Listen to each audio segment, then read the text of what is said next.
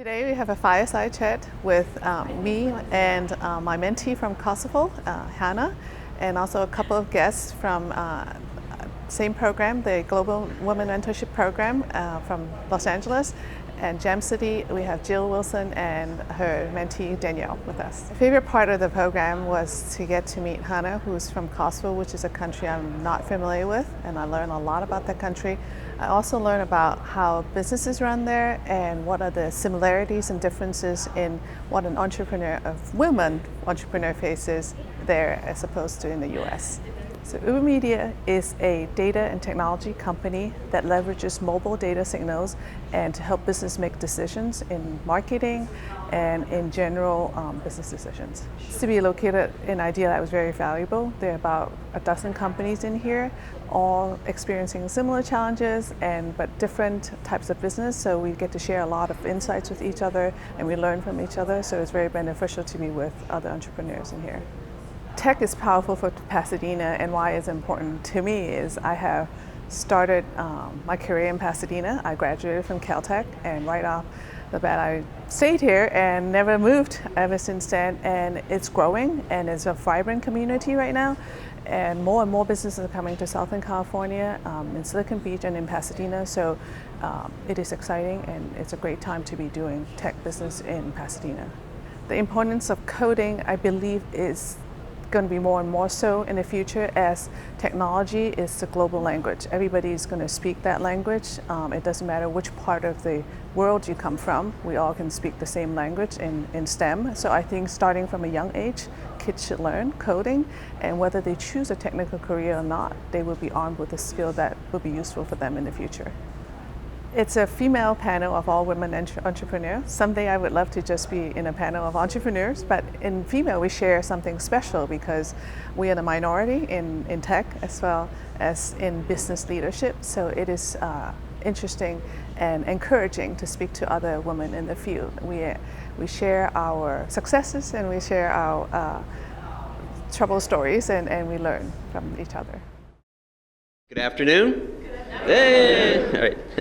I'm Tom McGovern, and on behalf of Idealab, I'd like to thank you for coming out this afternoon and attending the event. For those of you who are not familiar with Idealab, we just hit our drinking age a couple months ago. 21 years old. We're a technology incubator based here, as you can see. And over the 21 years, we've supported scores of entrepreneurs in starting more than 150 technology companies. Today's event is sponsored by one of those companies, Uber Media, and Gladys Kong, the founder and CEO of the company, or CEO of the company, and Innovate Pasadena. We have Mike, who's going to say a few words about Innovate Pasadena with us today. This will be a fireside chat style talk, and it's entitled From Kosovo to California, a conversation and celebration of diversity of thought, global partnership, and mentoring the next generation. So definitely some fertile ground for some big ideas, and what better place to have a discussion around big ideas but Idealab, right? Many of you know that today's event the catalyst of today's event is Gladys Kong, the CEO of Uber Media, and I've had the pleasure of working with Gladys for 15 years. Uber Media is a company that is a mobile advertising and data technology company. And besides being an amazing power forward on the basketball court, Gladys, over that period of time, has grown to be one of the most powerful women in technology. In fact, Fortune and the State Department selected Gladys to participate in the Global Women's Mentoring Partnership Program that connects talented emerging women leaders from all over the world with member of Fortune magazine's list of the most powerful women leaders, which Gladys is one. And so before I begin, I want to have Mike come up and say a few words about Innovate Pasadena, and then I'm going to introduce Mac, who's going to be the moderator of today's event. So go on up, Mike.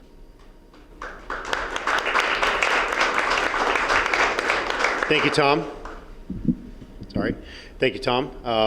Innovate Pasadena, our mission here is to support innovation, diversity, and economic development in our region. And today we're taking a bit broader approach to that and supporting it worldwide. We're very excited about the program, and obviously Gladys is sort of spearheading of the effort, and we're very excited to host one of many events that we've had here at Idealab. We thank them for their support and continued support of our organization, and we'd love to be able to work with you in the future on other like events. Thank you very much. Okay, so now it's my pleasure to introduce Mac McKelvey, our moderator.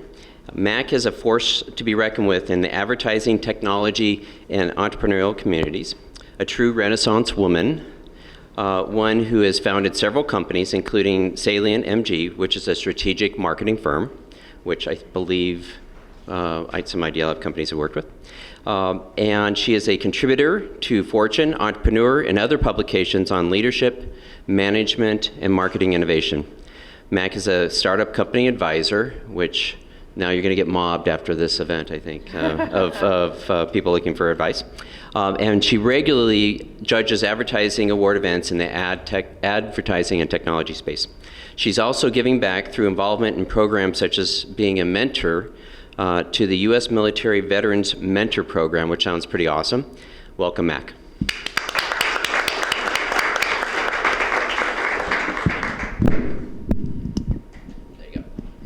So I can honestly say, after meeting the women up here today, I will keep my comments very brief because they are far more interesting. So the way we're structuring today is, as mentioned, is a little bit of a fireside chat. We would like this to be interactive. We want everyone here to get something out of this that is important to you personally, and we're guessing on what that would be, but obviously you may have some agenda items that we don't foresee, so please feel free to ask questions as we go along. And before we introduce our first panelist, I also want to let you know, when we first were putting the event together, we realized there were only 2 companies in the Fortune Most Powerful Women / State Department program from the LA area. And we are very thrilled to have a special guest today who will join us on stage. And I'd like our 2 women to raise their hands. We have Jill Wilson from Jam City, and she's out another country called I guess we can call it Venice Beach, right, or Culver City. Not quite as far as Kosovo, but it's pretty far. So she made the journey up today. I'm kidding, it's not that far. But and then also joined by her mentee, Danielle Sharef, who is from Pakistan. So we actually are extended further than Kosovo as well tonight.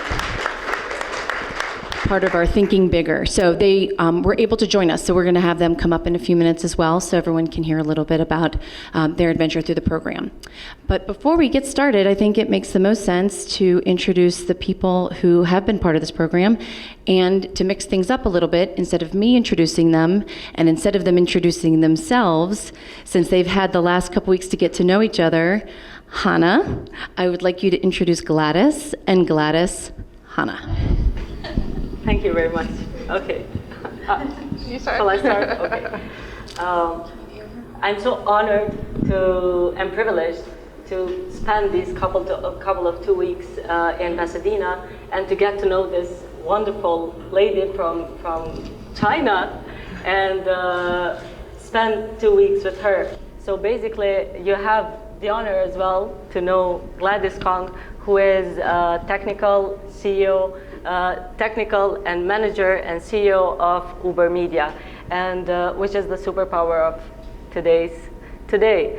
And actually, she manages a company which gives what the actual every business needs: insights for and data to power their business intelligence. So yeah, this sector is still untapped in my country. So it's kind of futuristic.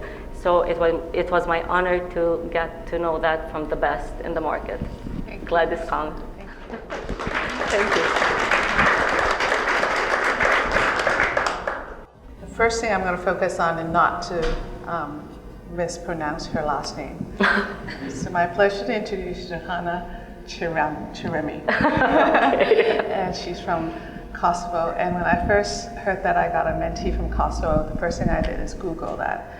I don't know if any one of you know a lot about Kosovo. I certainly didn't, but now I feel very privileged to know that country and someone very special from that country. I specifically asked for a tech mentee because I feel I have more to offer for a tech mentee, and I got someone way more than what I asked for. She is already a business owner at a very young age, and not only just a business, but a very, very inspirational business is to teach kids 7 to 18 years old how to code. I believe STEM technology is the global language, and teaching kids how to code is a fundamental for the future. So I feel very inspired that she's not only pursuing her dream as being an entrepreneur, but also helping build the country's future by educating the youth. So I've been very inspired and very fortunate to now have met Hannah, who I think will be a friend for life. So, Wow, thanks. Hannah, Thank you. Shirami. That's great. So I think we should start with, we heard a little bit about the Fortune / State Department program, but I thought we could start with Gladys, you giving a little bit more insight into what the program is, and Hannah, please jump in as well into how you became involved in the program. But I think it would help everyone to understand a little bit of context. So the mentorship program is a public-private joint partnership from the U.S. State Department. Oh. Okay, from the U.S. State Department and Fortune Most Powerful Woman. And it is an international exchange program where it puts together senior U.S. Women leaders with global young entrepreneurs, that female as well, and starting and running their own business. So I'm very fortunate this year I'm invited. It's my first year in this program, and I have an incredible experience learning from this and also getting to know Hannah, which is an amazing experience. You guys are going to share that mic. So. Okay. Yeah. Do you have anything Yeah. to add? My involvement in this program was really spontaneous because I was working with what I do, and I just saw an advertisement on the internet. So I saw it as a great opportunity, kind of dreamy, and something that I could never become part of it. But I applied, and I applied last minute, just 5 minutes before the deadline, and I got selected. So I was very fortunate. I got called for an interview, and in my opinion, I was too lucky to just get to the U.S. Embassy in Kosovo and just share my story, because I thought it was worth sharing it. And I didn't have any hope that I will be selected, so I went there without any stress. But then they called me, and here I am today, learning from the best. And don't let anyone tell you that digital advertising doesn't work, because I think we have just refuted that. So let's jump into LA. So from Kosovo to LA is obviously the theme. First impressions of LA, and Gladys, you've been here about 13 days, or about 10 days, but you'll be here 13 total, correct? 13 total, yeah. Okay. Well, I can continue with my story because when I got selected, I received an email that you have been matched with Gladys Kong and Uber Media and you will go to LA. So it was, wow. From all the email, I only understood LA because I know LA, but I didn't know Uber Media and Gladys Kong. But it was very surprising, and now I'm sharing the story because it wasn't very long before that I was doing a research on the internet about big data. And I saw Gladys Kong in an interview talking about the importance of big data in today's business industry. And after 1 month, I received this email, and then I checked her name and the Uber Media, and then it was very strange but I guess this is how the universe works. So then I got to DC because there we started everything with the mentees from all around the globe.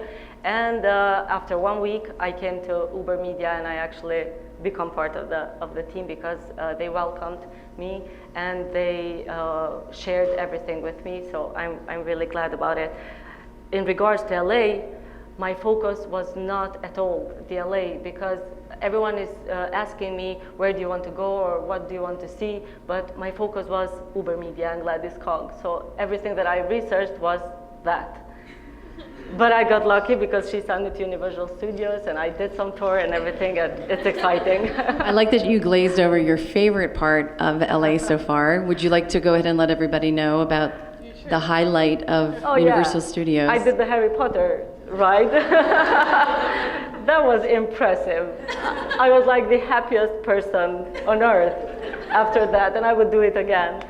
And it's the You mix should of try it. technology and creating experiences, correct? Yeah. Which is the best part. So, so this is not a direct entertainment link, right? So, you know, when people outside of the U.S., I would imagine, think of LA, you think Hollywood. Yes.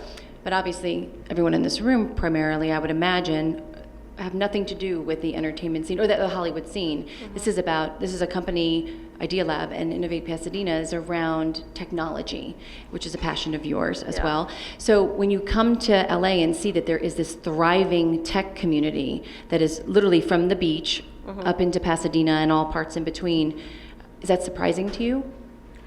It's not surprising because, thanks God, there is internet.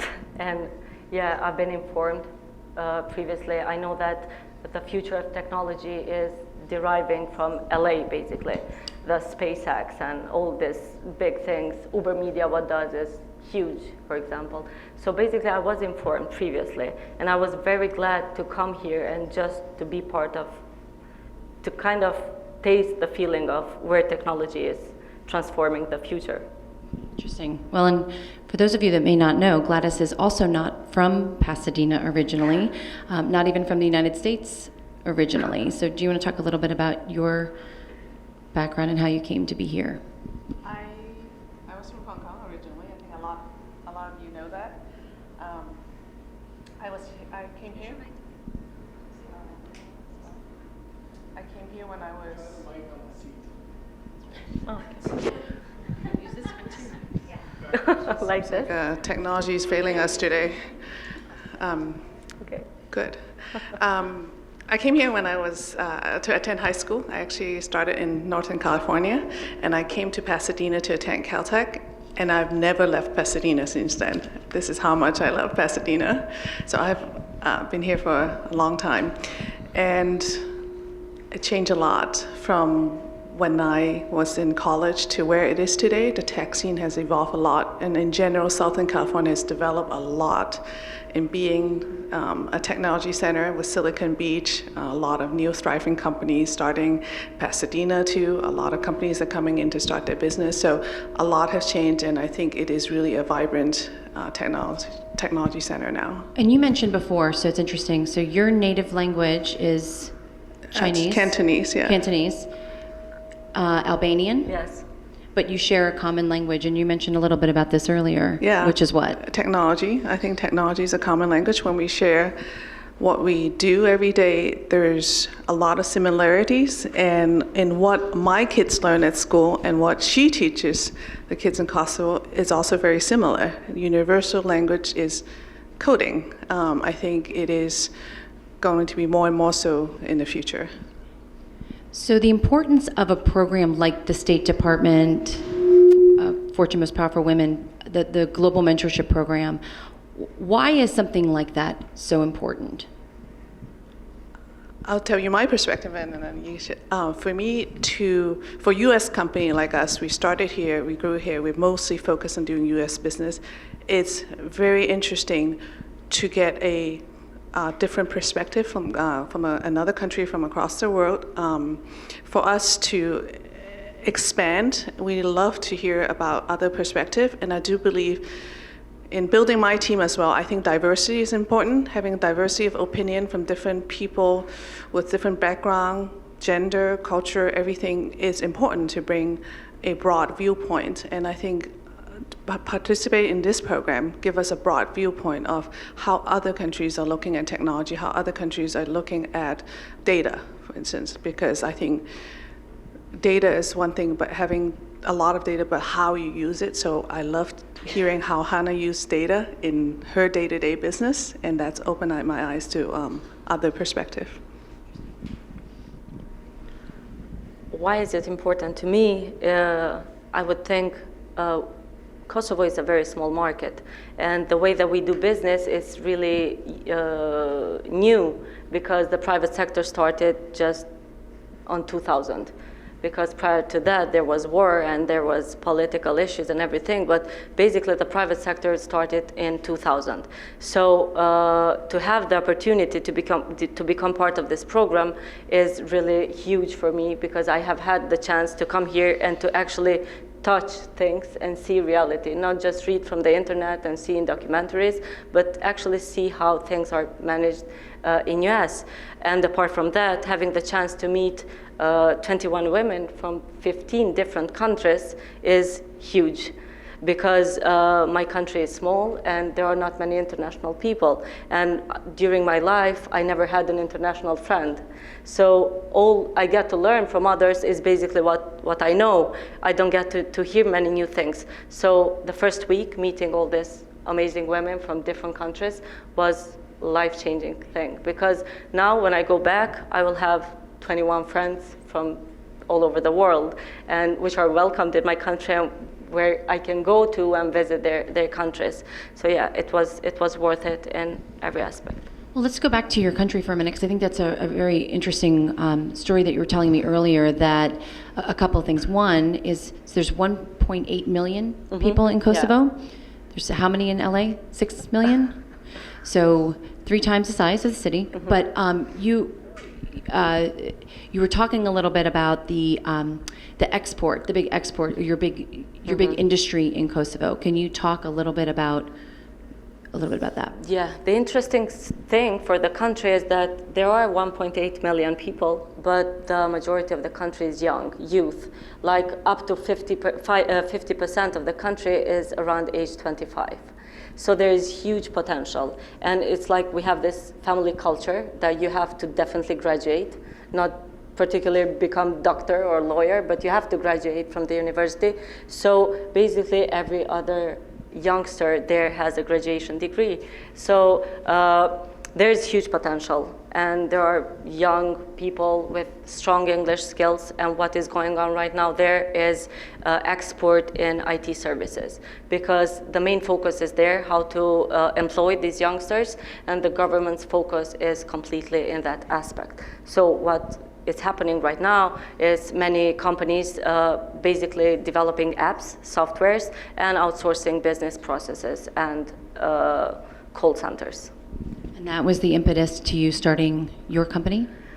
Actually, why I started the company was that I always wanted to do something on my own, and reading about technology and the news, and of course, if you read today about technology, you see that the future is related to technology. Every profession in the future will be somehow related to technology. So there is a big gap in the market where kids are natural users of technology, but how can we transform this wasted time to a productive time? So this was the idea why I started my business. We started with very few students, and today we grew, like in a matter of 1.5 years, now we have 600 active students. So the idea is not to grow or to develop each kid of my country to become programmer, of course not, but basically to find some great talents, but the majority of them, they should have technical skills. For whatever they choose in their future, they have to be prepared in IT skills. Well, and Gladys, so you run Uber Media here in Pasadena, but you also have twin girls and a son. So what role does STEM play in your house?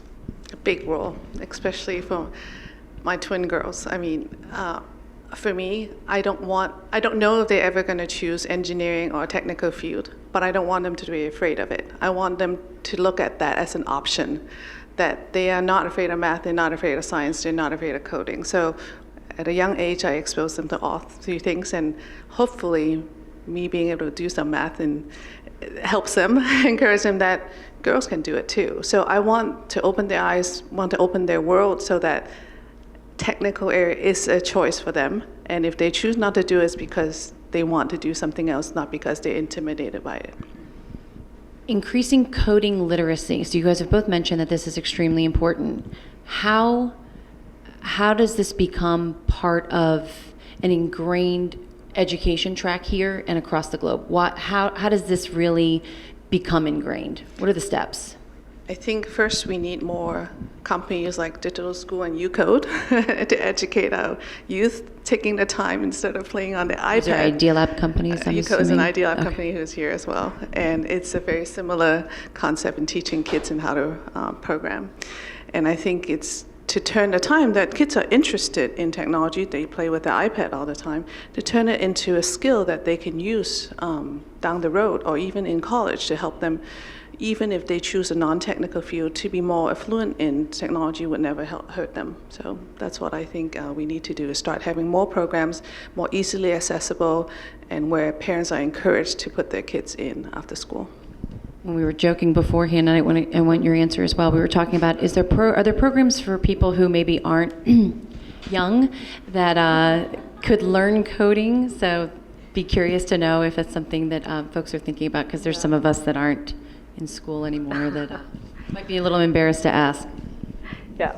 Well, Kosovo, coding, because my head is in Kosovo, my mind.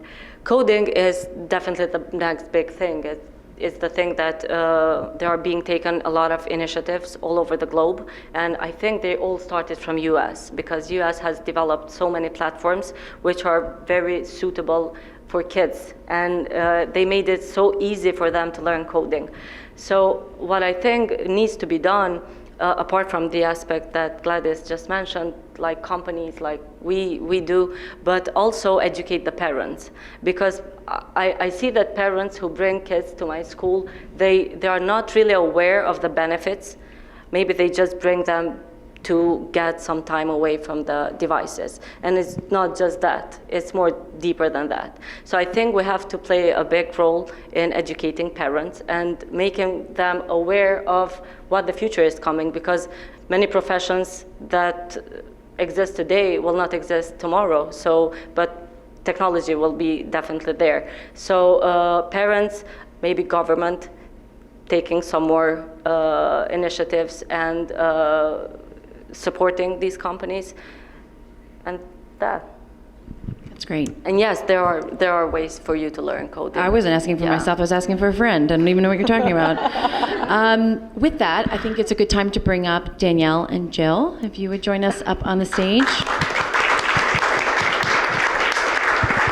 We may have you just share it. Yeah, if you can share that mic, that might be the. No, you guys hold on to this one, and then let's test that one. Yeah, it's tall, the chairs. So similarly to the painful exercise that I had them do earlier, I would love, Danielle, for you to introduce Jill, and Jill, Danielle.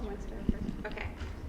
This is Danielle. She is a brilliant, vivacious, phenomenal woman from Pakistan who runs her own company called Switch, which, okay, tell me if I butcher this, but basically they make a host of different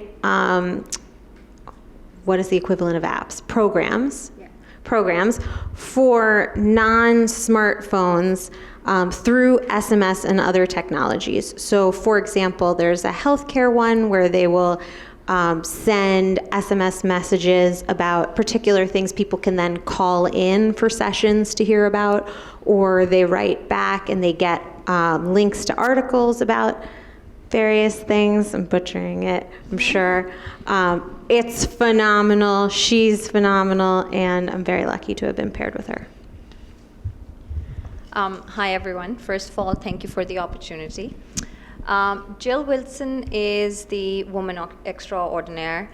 She is, as far as I understand, she's the only game development exec in the US. And she heads the product development division of Jam City, which is one of the largest game development studios in the world. And she is awesome. And I think I'm totally in love with her. And just for her, I'm going to be back in the US soon. I think that's an interesting point. So something that I've heard, and I think that it would behoove the whole audience to hear, is something interesting that's happened in this whole program. The idea was for the mentors to mentor the mentees, but I'm curious if anyone found that the reverse also happened, where the mentees became the mentor. I totally find that to be true. When I first read Hannah's resume, and I was like, wow, what am I going to mentor her on? She's running her own business at that young age. She's running a school from 50 students to 600 in a year and a half.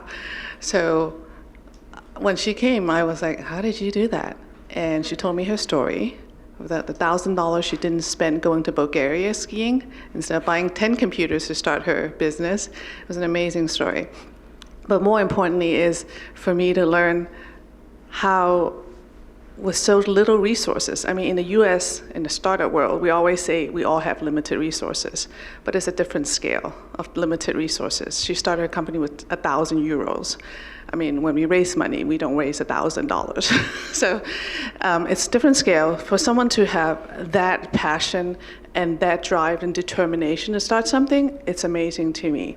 And it's something I bring home to my kids too. Hannah met my kids, and I said, did you hear Hannah's English? Can you speak Spanish like that? Because Hannah never had an English class. She learned everything through reading and watching Hollywood movies. That's what I've heard. It's pretty amazing. So I feel for someone to have that drive with the little resources, it's a great lesson for me to learn, for my kids to learn, and for everyone here to learn.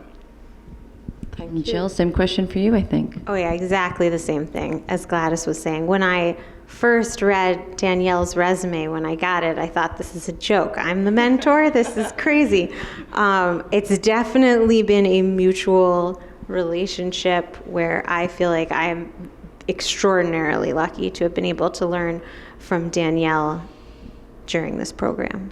I think it sounds like you've all become friends in this as well, the two of you. Definitely. And then I'd love to ask both Hannah and Danielle to share how they met and where this goes from here as well.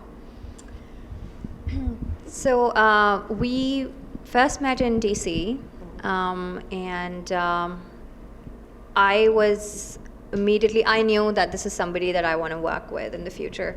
I was already toying with an idea back home in Pakistan about teaching coding, teaching women how to code so that they can contribute positively in the economy. And when I met Hannah, I was like, oh my God, you're going to be my best friend in this program. And we're totally rolling this out of Kosovo. So yeah. Thank you. Yeah, it was like that. It was similar. And then I just would like to continue her story because it's like the same thing. Then we were together in the airplane. A thing that we didn't know before, because we together came to LA. She went to Jam City, and I came to Uber Media. But definitely finding someone who is in Pakistan, I never stayed or talked to someone from Pakistan, was incredible to me. And we shared many things, like what are our challenges, how our childhood was, and everything. So it's impressive, and definitely there is room for work and collaboration between us in the very near future. Yeah. Which is the power of networking and mentorship, right? So I actually would love to ask the room, how many of you take time out of your regular schedule to meet people outside of your industry, your specific industry, and network? It's hard, right? I mean, you're building companies. You literally have every single day you are fighting to keep the lights on, grow, build, manage your teams. And all four of these women shared that is exactly how they live every day. They don't look up. They're looking down. They're and looking out, obviously, with their teams. But they shared, and I'd love for them to answer this more than I will, that this experience gave them perspective that they would never have gotten, and what they'll take that from here. So if you can talk a little bit about the perspective that you've gained. Well, the perspective that I gain is like 21 perspectives. I want 21 perspectives from one room for 1 week, something that I would never take it in my country. Because I told you that I don't have any international friend, so all the perspective that I get from people is my perspective, basically. So I was impressed in the first week because I was just looking at everyone, and there were women from South Africa, from Pakistan, from India, from Ukraine, from all over the countries, and profoundly we were all the same. We were all facing the same challenges, but we had all our own stories, which were totally different. So basically so different, but yet so same. And it makes you reflect and see things from a different angle. Like maybe some challenges challenges that you thought you're having, someone is going way worse on these stuff, and it makes you appreciate stuff more, or it makes you see gaps where you lack and stuff like this. So it's definitely worth it. Same question. So I would totally agree with Hannah over this. I got like 21 different perspectives, and actually a lot more. I think the biggest takeaway from this would be that I got a bird's eye view of my world from somebody who is a leader in their industry. And yet we don't share much together, but yet, there is, at the same time, we do share so much together. And, just the best practices. For me personally, it has been a journey of both self-reflection and also a lot of growth. My business was at a point where we needed to diversify, we needed to pivot. And just working with Jill, it's given me so much more clarity as to where I want to take my business, and not only my business, but practices from here and implement them in Pakistan, I feel like it's priceless. Like, I couldn't have gotten that if I were not part of this program. Yeah. Well, and Jill, Jam City develops smartphone-related apps, right? So gaming for smartphones. And Danielle, you focus on the non-smartphone market. So obviously you share a mobile love. I'll ask this of Jill. Jill, what can you take from what you've learned about communication or any of the programs that Danielle's company is developing, and how will that help you at Jam City?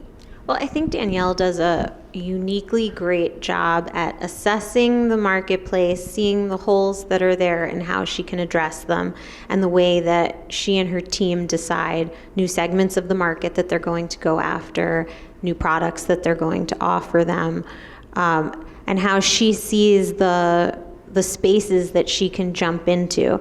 And she does that by being able to look up and around her and notice the trends that are going on, which, as you mentioned, sometimes we all have a tendency to be pretty heads down and working on our own stuff. And I've definitely taken that, among other things, from her and this experience. What about leadership styles? Do the four of you have the same leadership styles? I found many similarities between me and Gladys. It's like we've known each other for so many years, and not just 1 week and a half. It's not even been 2 weeks. But I've been over here and observing, and I became part of the team because she welcomed me in that way. So basically her management style is what impressed me. Being a CEO, and I think the profound skill that you have to have in order to run a business is decision making. But to make decisions, you have to be a perfect listener. So she owns that perfectly. She's a good listener, and she's always part of the team. Like, the office is all spread out, and she's in the middle of it. And she has time for everyone all the time. It's different from my country, because in my country, bosses are closed in the office. You have to go knock, do formalities, and hope that you will get some of their time. So this is definitely something different, and something that I would like to go and share with everyone that I meet in my country, because that's the way that you deal with the work and how you come to decisions, by taking everyone's opinion into account.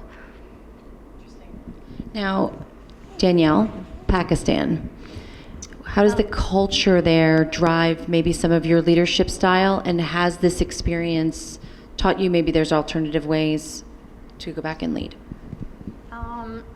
So I don't know how many of you know much about Pakistan, but I come from a country that is very patriarchal, and it's also, segments of it are very conservative. My leadership style has always been a very traditional style.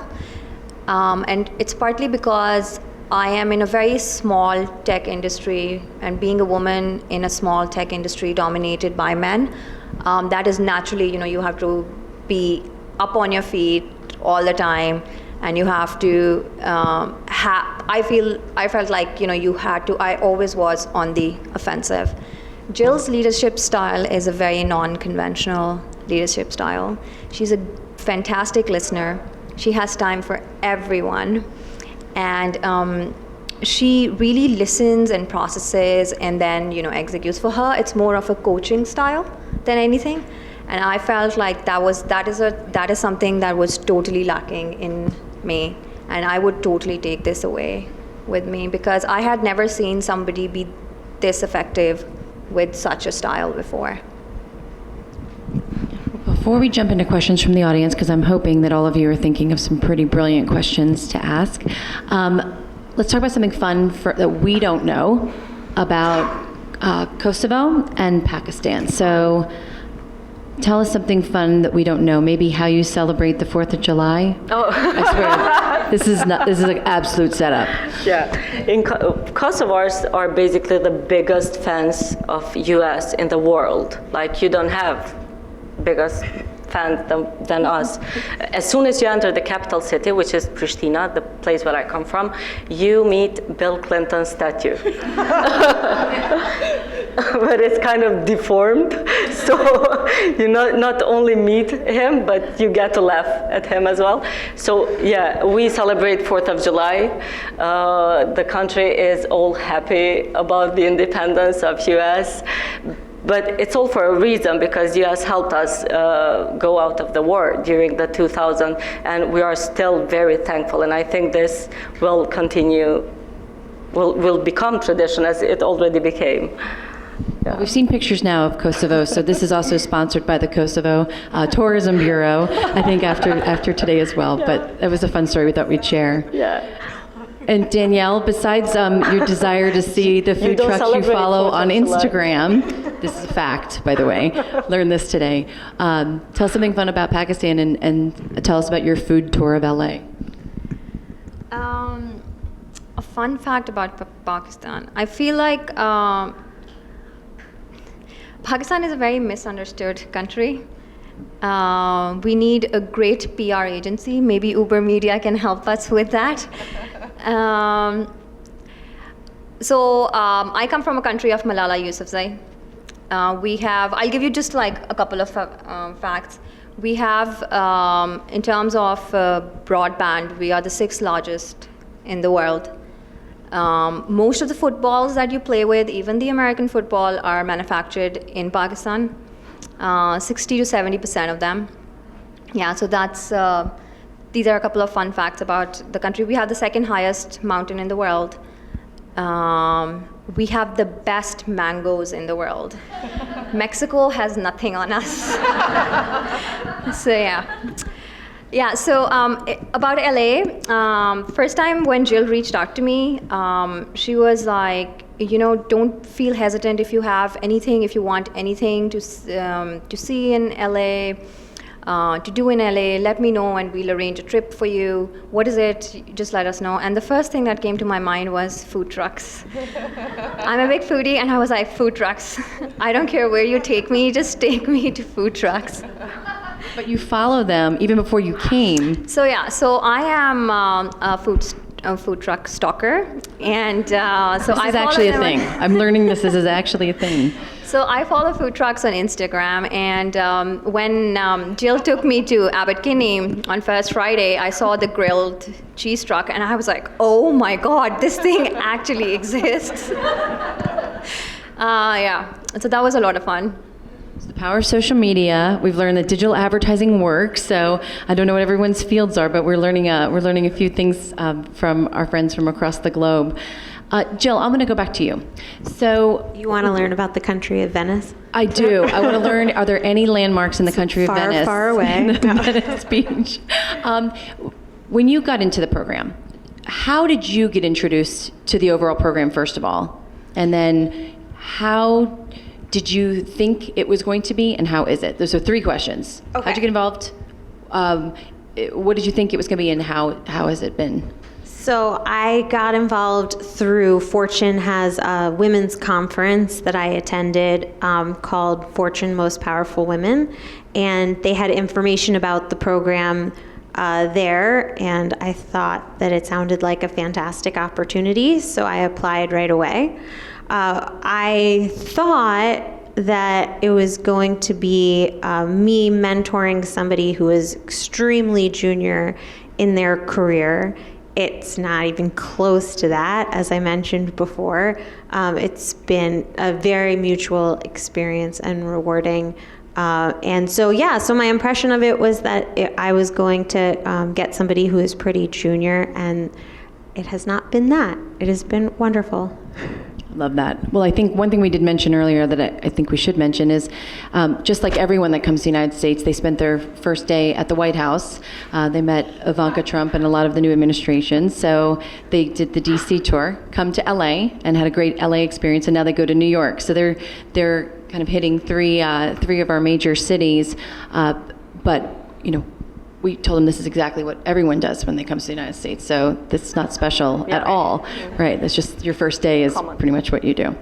So I want to turn over some questions to the audience, and don't be shy. I see a rather junior member in the audience over there, and I want to know if she has any questions, and if she doesn't right away, it's okay. But would love to open it up. Anyone have questions? Yes, ma'am. And if you'll say your question, I'll repeat it so everyone can hear it. This is more for Hannah and Danielle. I'd love to know if their governments in their countries have programs that help support women entrepreneurs or women executives. So the question is for Danielle and Hannah, if the governments in their countries have programs that support women entrepreneurs, and turn over to them. In my country, yes, the government supports some initiatives. I would say U.S. Embassy supports some initiatives as well, but they just started. It's still too early to know something. I just know that there are some things going around, but definitely not that big or still not that impactful, like to learn or to get something new but still, I find it as a good thing that is happening because just because it started, it's a new hope for the country, but nothing major yet. So Pakistan has a great startup culture, and we have a lot of incubators as well as accelerator programs in the country. For women specifically, there are no government initiatives in the tech industry, but there are a lot of vocational training centers and lots of that stuff for women. The US Embassy is actually sponsoring a program in my city, which is a co-working space. It's called We Create, and it's a co-working space primarily for women entrepreneurs. So that I know of. Other than that, there's no exclusive program for women entrepreneurs, but we do have incubators and accelerators in the country.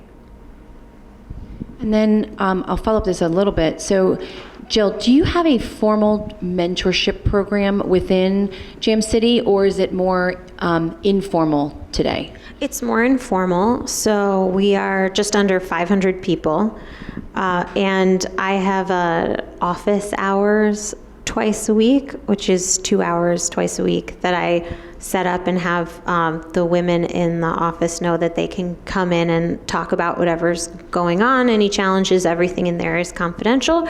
It's not an official program, it's just a chat session for people. But we have, although in general we don't have official programs for any of these types of things, I'd say, Danielle can tell me if she has seen this in 2 weeks, that our culture in general is just a culture of caring about each other, inclusivity, and trying to learn new things, be a tight-knit group of people who care about each other and the products we're making. And so while we don't have formal programs, we just try and naturally go towards those initiatives. And your customers are primarily what demographic? So our customers are everybody. We have 40 million regular players, but it's the majority are women, and it skews a little older than you'd probably think. 35 and up females are our largest demographic. So it's diverse, it's also worldwide, so it's another reason that it's been incredibly valuable having a international perspective of what people are interested in Pakistan. Use her for her ideas for our business. And your game development, so I imagine getting those different perspectives helps drive probably your future roadmap and thoughts. It does. Well, I think diversity of perspective drives the creation of any good product, and especially for us, since our users are so diverse, having a homogenous group of people create those products would leave them lacking for sure. So, yeah. Have a homogenous user base at that point too as well. And Gladys, same question for you. Formal program within Uber Media, and if not, is this something you would consider after this? We don't have a formal program. Being a startup, we do a lot of things informally. I think we have a very strong culture of internship, though. Over the course of the past 5 years while I've been here, we run a lot of internship program where we bring them in and we actually grow them into different parts of the company. So there are some interns here that are holding managerial positions that have moved on to from a very junior intern into QA into development. So we have a strong internship program. And this year, we're very fortunate. We actually have 2 international visitors. One is Hannah, and the other one just finished her program for 10 weeks from Munich, Germany. So we have been very fortunate this year. So very good global perspectives. Yep. Some other questions? Yes. Hi. Jill, you were mentioning diversity in your player base. I was wondering if you could talk to, or Hannah, if you could talk to, because you're in the education sphere, how do your demographics change from country to country? In America, we have this, 35 and up female player base. Has that been changing at the same rate in other countries? And how do you deal with those changing demographics? So just to paraphrase a little bit, it's a great question. So the question is to Jill and to Hannah about are the demographics of the users changing per country, and how do you deal with that evolving change? Is that fair? Okay. If your question is related to the gaming, that is something that you don't see in my country. Women in my country, they don't play games. You're too busy coding the games, right? They definitely don't play games, and you wouldn't have that demographics in my country. Mainly is men aged from very young to maybe 40-something. Yeah. That's really interesting. Can I ask a question? Yeah. So, and then I promise I will answer yours. Do you find that the demographics of people who have smartphones and the people who play games are similar, or are women just using their smartphones for different purposes? I think, but now it's all based on my perspective. I think women in my country, they are basically using smartphones for social media and only that. No gaming and basically nothing else, maybe emails or administrative stuff. Interesting. So I would say in cultures for us, just to put a big bow on it, it's a little more complicated than this, but cultures who grew up where console games were a really big thing for boys, now we see a ton of women playing games on their smartphones. Games were already a part of the culture, and once the democratization of technology happened and everybody had a phone in their pocket, women started playing a lot of them too. Also, we've noticed that session length for gameplay used to be very long in console games, in PC download games, where people would spend hours playing one game. One reason that we believe that it appeals to a lot of women as well is because the sessions are shorter, and so you can go about your daily business and play a level in one of our games when you're online at the store, between if you're at home during the day, between your kids' activities, between a load of laundry, when you're on a break at work. So it allows it to be enjoyed by a lot more of everybody, including women. And then in terms of how demographics are changing, We have seen over the past 6 years just more and more adoption in general, but that has primarily been our primary demographic in all of the countries that were successful. And Danielle, I'll actually extend this a little bit into what you were saying earlier about right now you're focused on feature phones or non-smartphones. As the demographics change in the countries that you serve, how will your company evolve to expand your offerings or your development into smartphone? So we're already expanding out of Pakistan. We've got a team in place in Zimbabwe. We're coming up with a mobile agricultural solution there for farmers. Part of the evolution that that is taking place in Pakistan at the moment, especially with Switch, is that we're coming up with a smartphone healthcare app for young women and adolescent girls in the country. So it's a healthcare app, it's a smartphone app, and it's anything and everything from psychological health to actually like women, health issues that they would not like to discuss with like a physician or not want to go to a doctor for it, because that again is like a huge issue in the country for women.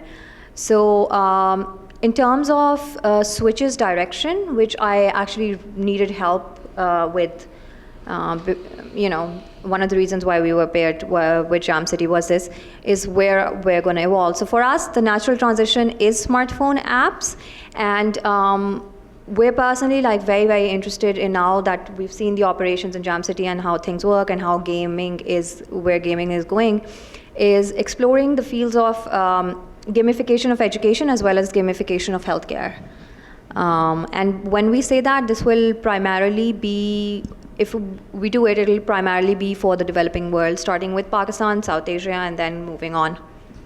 And then Gladys, same question for you. So although you're in the B2C world, B2B world, how are the demographics of your customer base changing? So selling from advertisers to selling to more brands, how is because everyone's going through evolution, how is yours changing?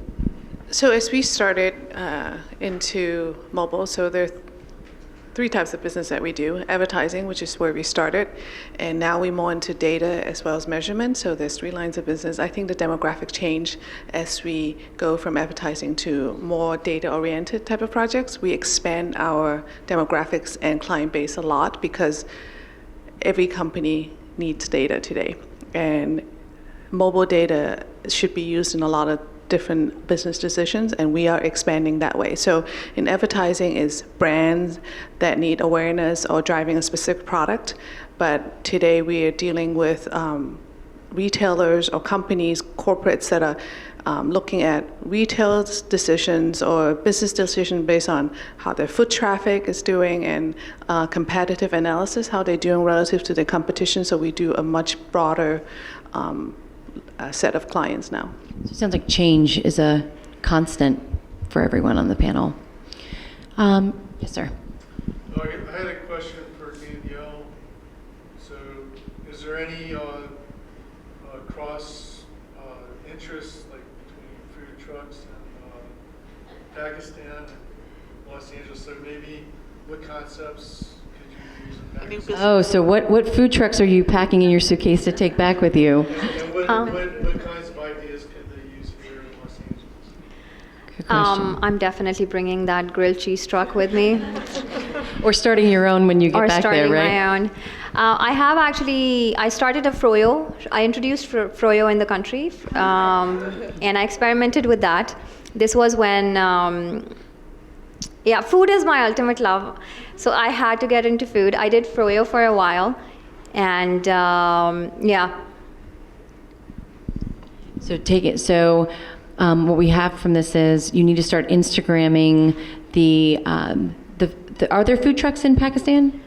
There's a lot of street food, but not food trucks as such. So maybe that's the answer to your question is, in her next life, she'll be starting a suite of mobile food trucks that can serve all the food that she's been sampling here.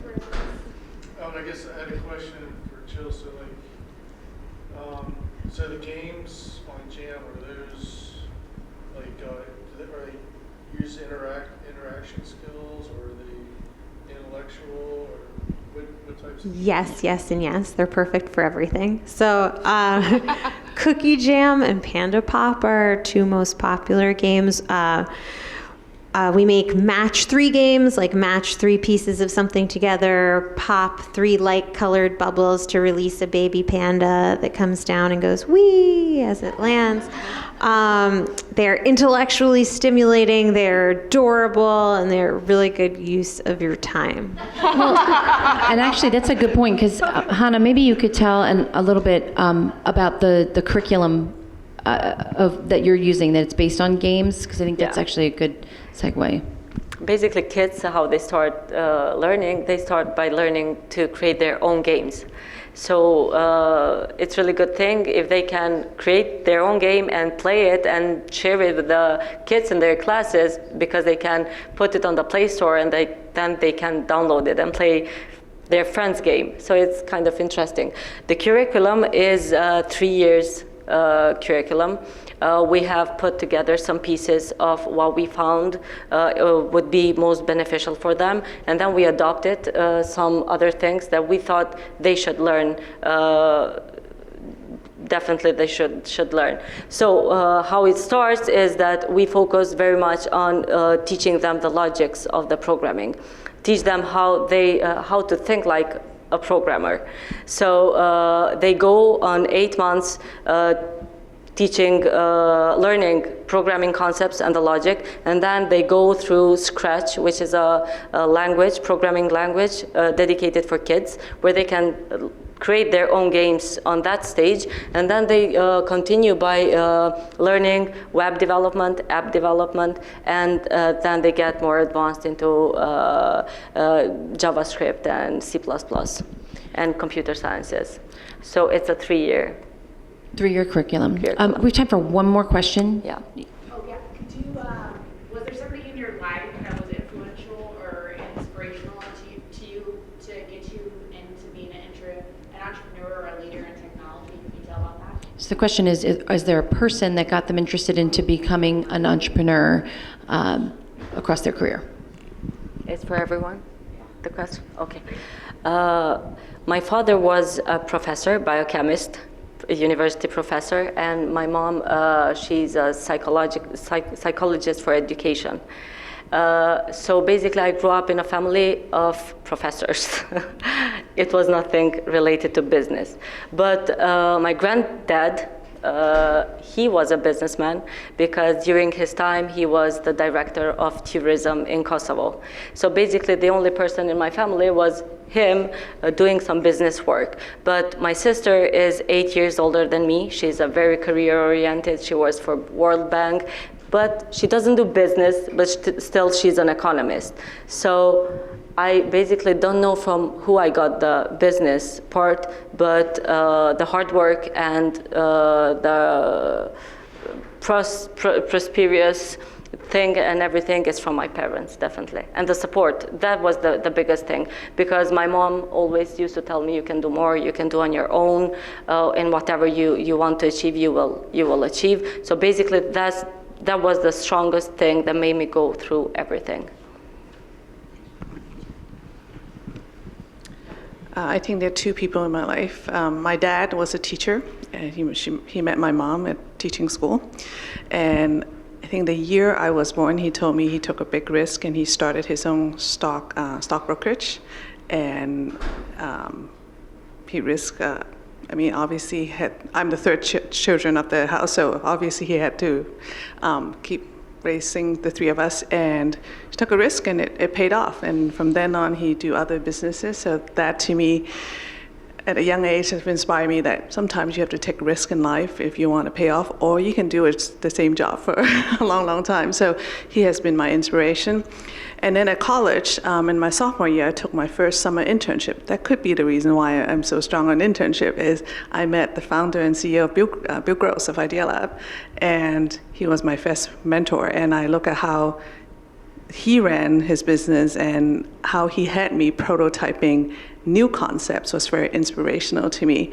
And that sort of got me thinking that someday I want to do that. And so those 2 are probably the inspiration in my life and getting me into becoming an entrepreneur.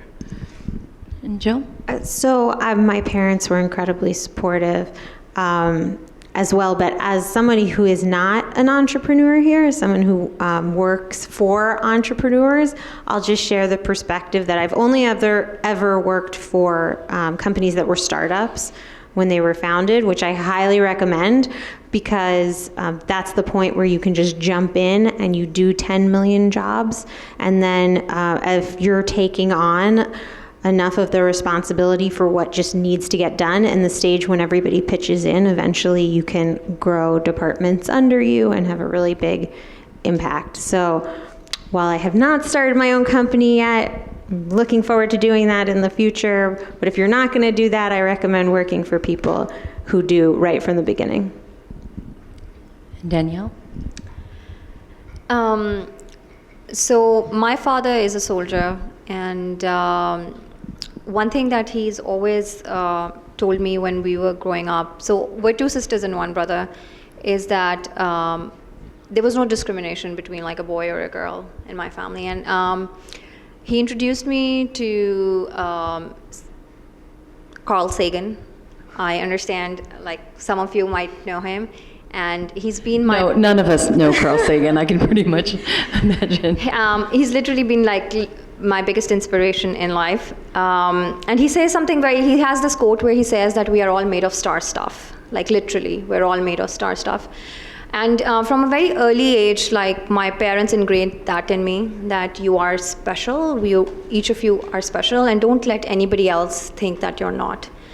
And I guess that plus like the fighting blood of a soldier in my blood, I never actually I never thought of doing anything else but doing my own thing and pushing boundaries. And we are out of time, but I just want to have everybody close very quickly, looping back to the Most Powerful Women State Department program. One takeaway, just one from the program. Jill, we'll start all the way down with you. So I'd say it's an idea that I had before that's even more reinforced now, which is that, you attend a conference called Most Powerful Women. What does that mean? What is power? And I really believe strongly that it's your ability to positively impact other people's lives. And the more that you're able to do that, the more powerful that you are. This program has confirmed that for me, just being able to just introduce Danielle to all of the possibilities of why it would be so worth it for her to move to LA has been just incredibly rewarding. I think for me, just meeting the amazing people and just, again, like having a bird's eye view on my life as it is and how important it is to have a strong network of people around you. I guess that's the biggest takeaway for me. I never actually had a mentor before. I never got business advices from anyone. So it was, since I started my business, I never opened to anyone on what I'm doing because I was constantly working and I didn't have someone to speak to and get business advices, but I didn't actually have time as well. So this was a perfect time to go away from my box and reflect definitely on how things are going. And the first person that I opened myself is Gladys. And I shared my profound feelings, and I got some very good advices, which made me think a lot during my time in the hotel, when I got back from the work, and actually turning the wheel in some different ways that I thought I would not do before. So basically that, and I'm really thankful. And this feeling that I'm taking back with me, that I made great friends. I learned a lot of good stories, and yeah, basically this. I'm so thankful about the friendship and the warm welcome that I had here. For me, I think it's like every opportunity to knock on your door. Sometimes you just have to be adventurous and take the opportunity. When I got invited, I didn't know what to expect, but I feel being an immigrant myself, being able to give back to someone that is from the other side of the world, and what I learned in the US would be a great gift to give.